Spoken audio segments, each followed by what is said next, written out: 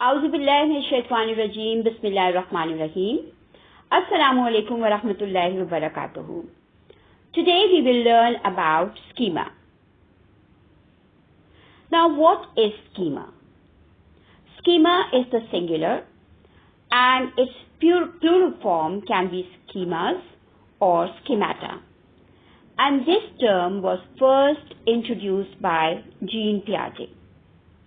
Schemas or schemata are mental patterns or cognitive frameworks that describe the way we think about the world. They are the building blocks of thinking, and all knowledge is stored in our brain in the form of schemas.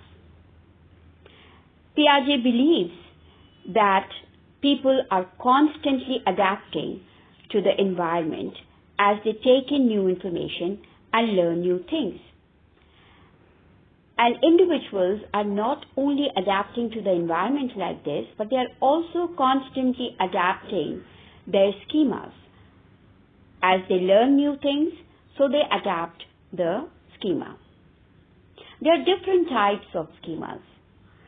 Here we have only 4 types on the screen. We have the person schemas. We have a schema of our parents, of our friends, of our cousins, of our teachers. So this is the person schema.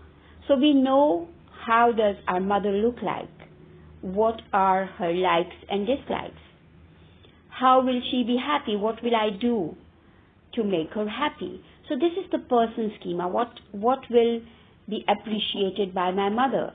So her appearance, her likes and dislikes, the way she carries herself, all that is a person schema of our mother. Similarly, we have person schemas for other people. Then there are social schemas. There is a schema of a classroom. There are different kinds of interactions that are allowed in the classroom. There is a schema of the playground.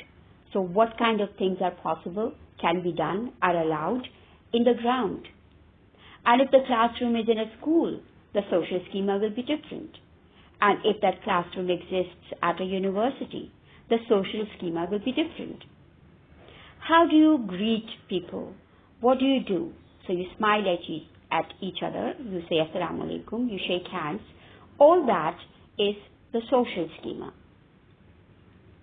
Then you have your own schema, self-schemas. You know what you like, what you dislike, what suits you, what doesn't suit you, what kind of dress you appreciate, what are your plans for the future, which subjects are you good at. All that knowledge about yourself is your own self-schema. Then there are event schemas. Whatever is allowed at a wedding would be inappropriate at a funeral. So different events have different requirements, different kind of language. So all that is event schemas. And there are other schemas like my schema of science, my schema of mathematics, and within mathematics, schema of different concepts. So this is how all the information is stored in our brains. And this is how learning is constantly taking place. Then we encounter a new information. That information is either stored in the existing schema. This is called assimilation. When a new information is stored in an already existing schema, this is called assimilation. But when you are learning about something which is absolutely new and different, you create a new schema for it. This is called accommodation. And this process of adaptation is constantly taking place, and that is how our knowledge of the world is growing. We are constantly adapting our schemas, and we are assimilating, that is, storing information in an already existing schema, or we are accommodating new information by creating new schemas. This process of adaptation is affected by 3 interactions. Our interaction with other people, which is the social interaction, our interaction with the material world, our interaction with things, objects. So that also has an impact on learning. And our interaction resultant from our biological maturation. Just imagine a child who is not able to sit. Gradually, he learns, he becomes biologically mature and is capable of sitting. He could not get off the bed himself. But when he became biologically mature, he interacted with the bed and the things, and he found out a way of getting off the bed. Then gradually he learns to walk. Initially he starts crawling, and then he becomes biologically mature and becomes capable of walking. So this is how biological maturation, along with our interactions with people and material, affect the adaptation process, and our schemas develop as a result. Schemas, once created, they have an effect on our learning. And as we mature, the schemas become fixed, and then changing the schemas becomes difficult. Whenever new information is presented in front of us, we will pay more attention if that new thing matches with our existing schemas. And if there is something new which is totally different from our schemas, we might not pay attention, because it will create a disequilibrium. Disequilibrium either switches a person off and the person is not able to accept that new thing, or it disturbs the schemas that are already existent, and a desire to find out and to reach equilibrium is created, and the learning begins from this disequilibrium. But generally, people would not pay attention to things that are totally different from their schema will not catch their attention. The speed of learning will be more if we already have some background knowledge. So some information is there in our schemas, then learning the new thing becomes easier, and we'll quickly learn something which we already know something about. Schemas help us to simplify things. So when we look at something, we understand what it is, and we quickly interpret and give it meaning.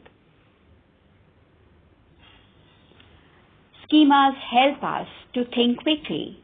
So if we have an already existent schema about something, our speed of thinking would be fast, and we will quickly understand what is being said. So we will attend to something which we are already familiar with, and we have an existing schema about it. Our speed of learning will be faster if we have a schema related to it, and things will be simplified. So when we look at something, we will try to interpret it on the basis of our existing schemas, and therefore we will be able to understand it. Our interpretations will depend on our existing schemas. Now these existing schemas facilitate new learning also, but sometimes they hamper new learning as well. And we resist the new learning because it creates disequilibrium, and we are not able to comprehend because it is totally different from our existing schemas. So therefore, sometimes we will not pay attention to something which is new and different. Our thinking would not be done quick because we do not have any existing schema about it.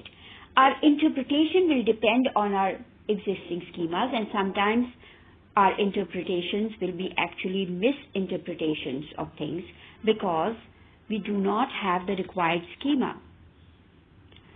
And we will resist, the last thing is that we will resist the new learning. And that is how change becomes difficult for people.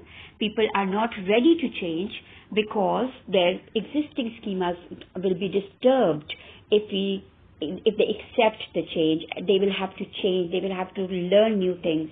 And lots of changing in the schemas will have to be done. Accommodation, assimilation. So constant adaptation will have to be done. And therefore people resist to change. So schemas are helpful as well as sometimes they hamper new learning.